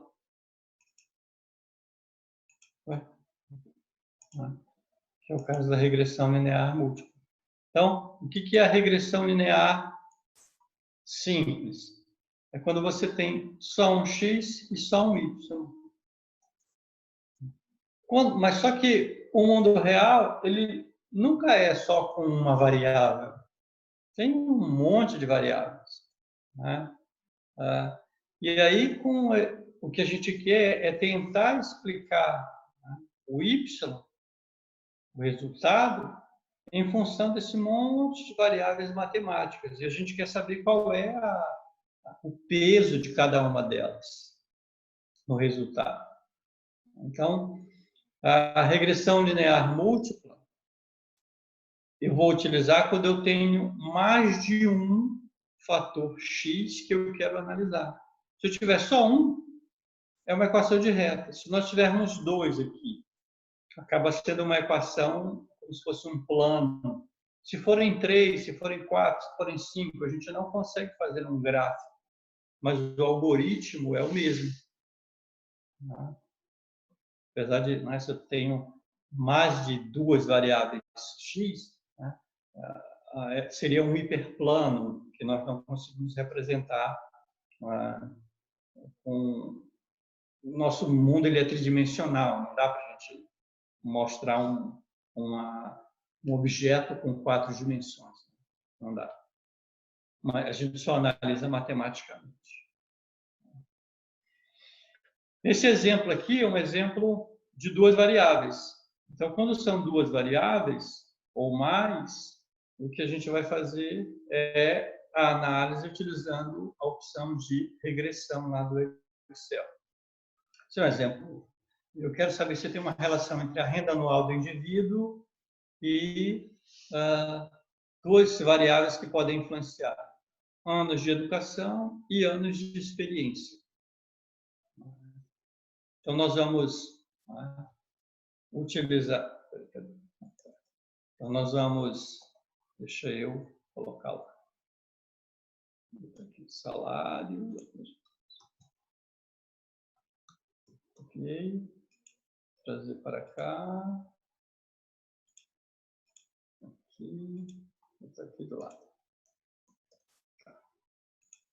Eu troco de tela e ele desaparece. Então, deixa eu levar ele lá para vocês verem. Então, nós temos aqui as duas variáveis.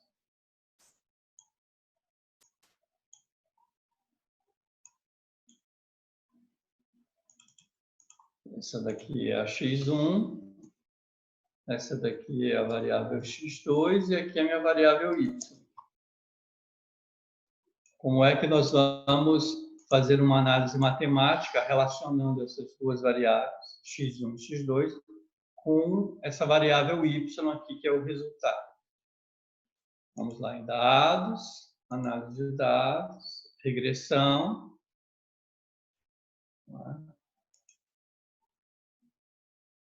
Vocês conseguem ver essa telinha aqui? Sim. Dá para ver. Tá, tudo bem. Ok. Porque ele me apareceu uma mensagem aqui, como se vocês não tivessem vendo. Vamos selecionar a variável que eu quero explicar, que é o y.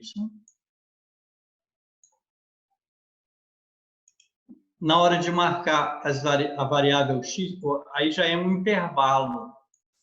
Nós marcamos 2 aqui. x1 e x2. Tem os rótulos. Vou pedir para ele me colocar o resultado aqui. Ok. E aí está aqui o resultado.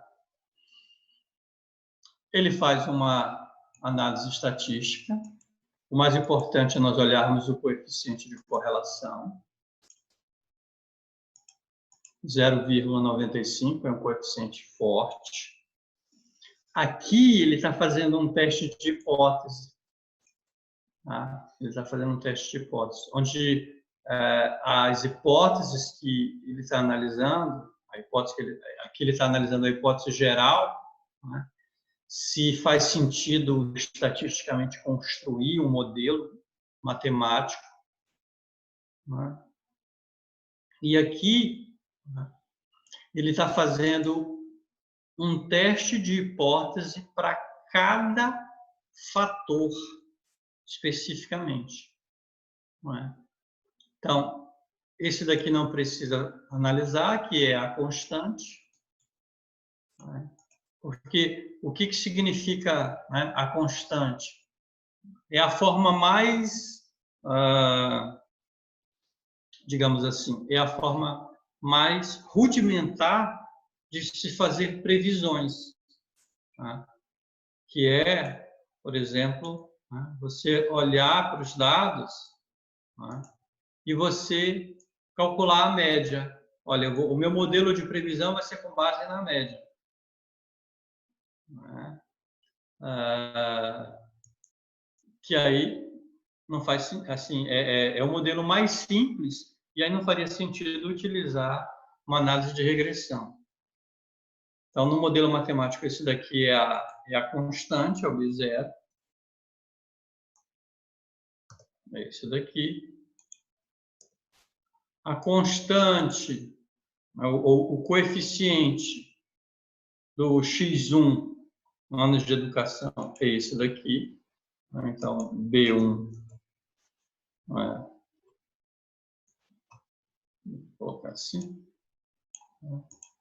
E P2 é esse daqui. Então, nós temos, né, coeficiente B0, coeficiente B1, coeficiente B2.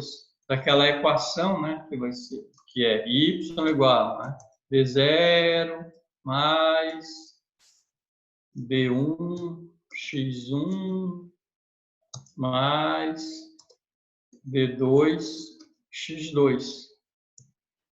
Mas se fossem 3, seria b0, b1 x1, b2 x2, b3 x3 e aí sucessivamente. Mas um ponto importante quando você está fazendo análise de regressão múltipla é olhar para esses caras aqui. O valor P, como eu falei para vocês, a análise de regressão envolve, dentro do algoritmo da análise de regressão, testes de hipótese. Testes de hipótese. E aí, o que eu tenho? Quais são as hipóteses que são testadas aqui? Olha, esse cara aqui, né, esse fator aqui, versus, né, o Y que eu quero analisar.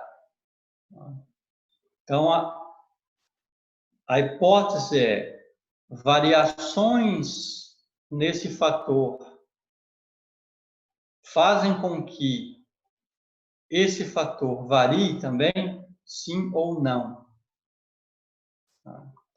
Se esse valor aqui, que é o valor P, se o valor P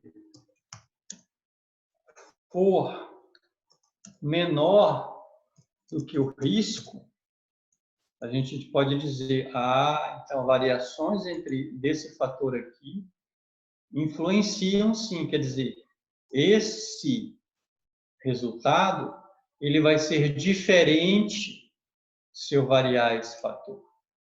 Lembra que a hipótese alternativa, a hipótese H1, é sempre a hipótese da diferença.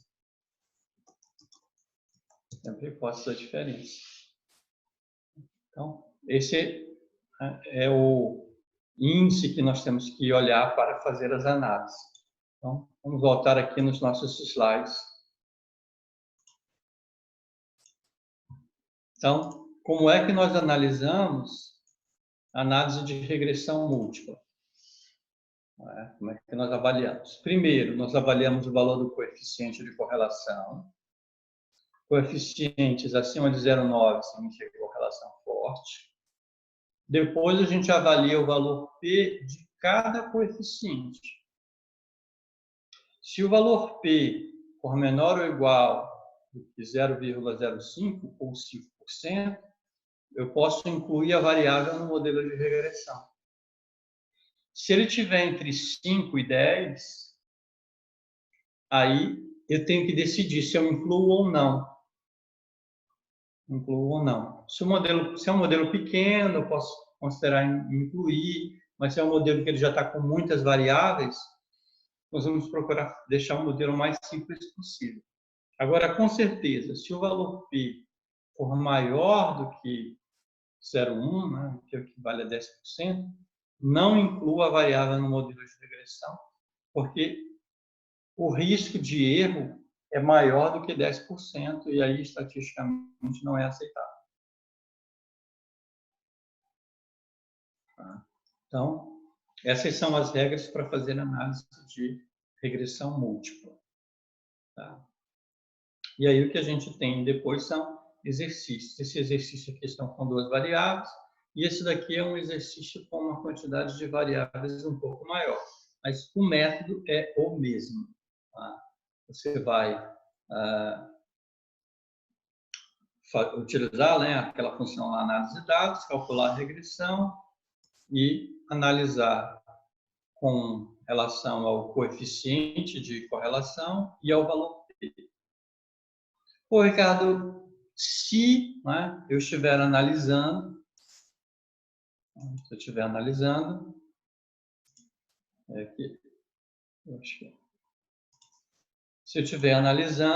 e o valor P for maior do que 0,1, o que eu faço? Você vai ter que vir aqui no teu na tua base de dados original, faz uma cópia, exclui aquela coluna e faz uma segunda análise. Sem aquele fator que você, né, na análise anterior, o valor P deu maior do que 0,1, então ele tem que ser excluído. Até você chegar a um resultado onde os valores P fiquem abaixo de 0,1, né? Ou abaixo de 0,05, dependendo do formato da tua análise, e você possa construir a equação de análise de regressão somente com os fatores que são os fatores significativos do teu modelo matemático. Okay. Muito bem. Perguntas? Vocês hoje estão tão perguntador? Achei que tá tranquilo. A aula boa demais. Gostei dos exercícios. Eu praticar mesmo. Porque às vezes, professor, a dificuldade mesmo é de levar essa teoria para a vida real, entendeu? Então, eu fico pensando aqui como aplicar assim no contexto mais da vida profissional mesmo, na empresa. Como pegar essa análise. Eu estava pensando aqui, tipo, no supermercado. Eu trabalho com manutenção de locomotiva. Manutenção de locomotiva. Ok. Pois é, então lá tem uma questão muito de tempo de execução das atividades, tem a questão da liberação dos equipamentos para a operação. Então eu estava pensando aqui como fazer isso assim na atuação geral. Quais seriam as variáveis? Exatamente. Essa é a grande questão. Quando você está querendo fazer uma análise matemática, utilizando essa técnica de regressão, pensa num escala. Ótimo, olha só, vamos lá. Ótimo exercício mental. Vamos ver aqui. Deixa eu voltar lá para o... Então, deixa eu abrir um slide aqui. Inserir. Novo slide. Tá. Então, você vai... Quando tu está fazendo uma análise de melhoria nos processos, tu tem o velho e bom e Ishikawa, não é?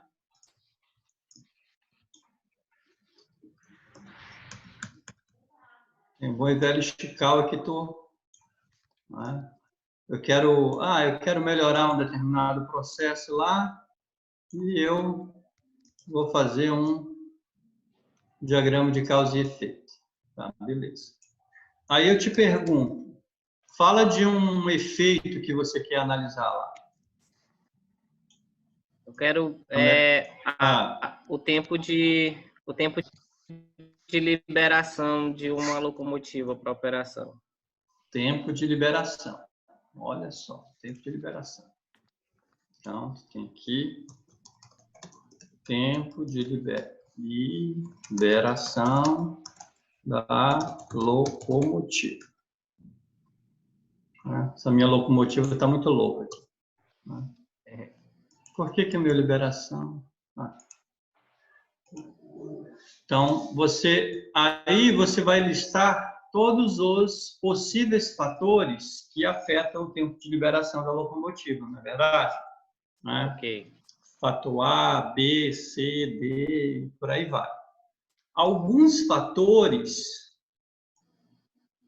eles podem ser fatores numéricos. Fala aí um fator numérico que pode ser. Acho que a quantidade...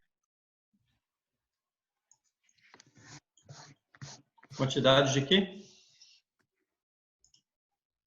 Tá no mudo, Wellington. Eu apertei sem querer aqui. Obrigado. Pode ser a quantidade de funcionários trabalhando, né? Empregados trabalhando por dia. Pode ser, isso é um fator. Fala o outro aí. A Tempo de quantidade manutenção. tempo, ok. Como tempo de manutenção? Tempo de manutenção é um resultado, não é um fator.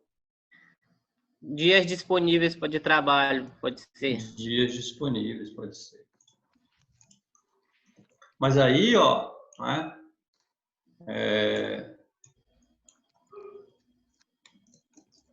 dias disponíveis. E for disponíveis. E aí vai.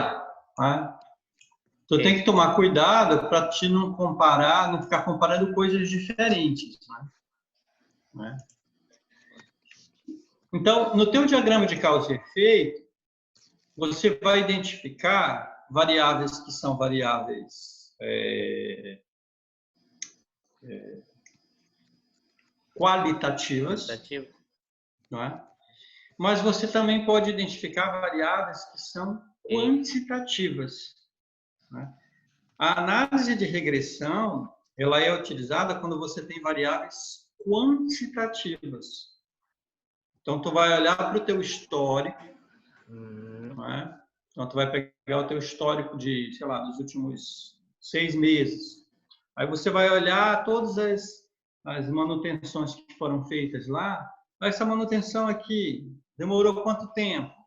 Eram quantos funcionários? Tinham quantos dias? Não é? E aí tu vai colocar isso numa tabelinha. Vou colocar isso numa tabelinha, né? Essas informações. O tempo do teu histórico, né? Os dias disponíveis, né, lá do histórico, e os funcionários, né, que foram necessários para fazer aquele serviço lá. Né? Então, eu tenho aí... Ai, caramba.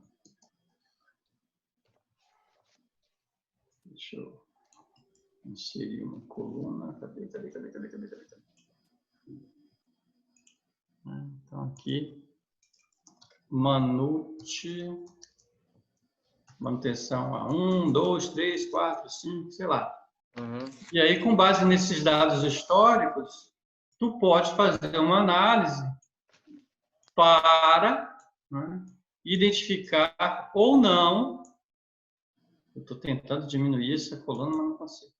Para você tentar encontrar ou não uma relação entre essas variáveis numéricas e o teu resultado numérico também. Então, esse cara aqui é o teu Y, né? Ok. Esse cara aqui vai ser o teu X1. Esse aqui vai ser o teu X2. Por exemplo, tá? Isso é só um exemplo hipotético. Um exemplo hipotético. E aí...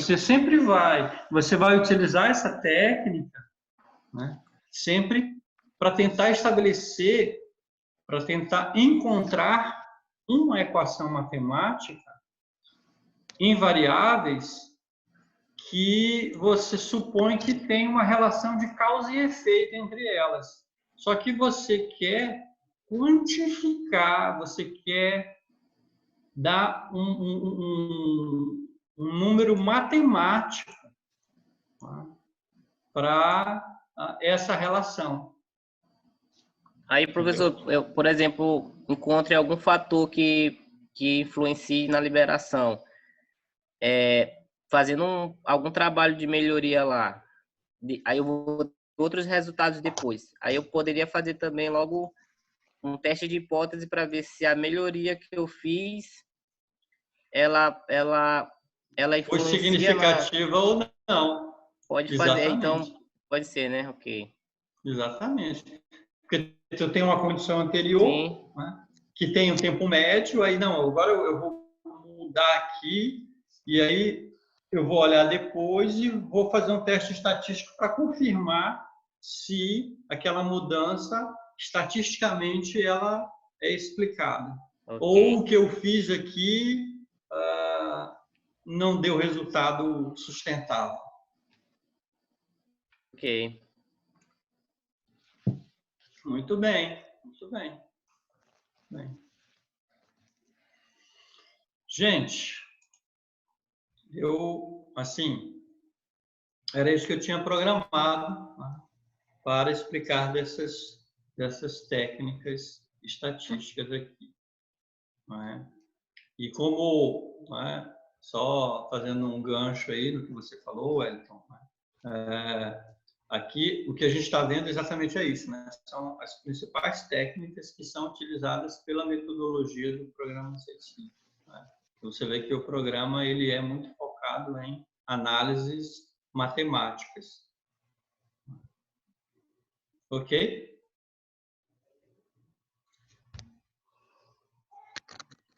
Então, é isso. Se vocês não têm mais perguntas, já são... Cara, como passa rápido, né? Já são 10 horas aí? 10 horas. 10 horas. 2. 10 e 2. Né? Vocês estão no futuro, que aqui é 9 ainda. Tudo bem. Tá. Então é isso, gente. Semana que vem, os exercícios todos tinindo, né, lá na plataforma. Ah. Alguém ia falar alguma coisa? Quer dizer, pra gente continuar mantendo o contato por e-mail, assim, por alguma possível dúvida. Ah, sem problema nenhum. Sem problema nenhum. Pode sim. Né? A minha vida é uma loucura, né? Mas, né, deixa eu ver, vocês têm o meu... Deixa eu... Vocês têm o meu contato lá pela plataforma, não? Não. Nem sei. Não, né? Tá. Deixa eu colocar os meus contatos aqui. ricardo.moura.pmi@gmail.com. Mas aí, quando você for mandar um e-mail para mim, você tem que colocar um título assim, pelo amor de Deus, leia, sabe? Não é cobrança, porque, cara, eu devo ter uns 200 e-mails de aluno que eu nem abri ainda.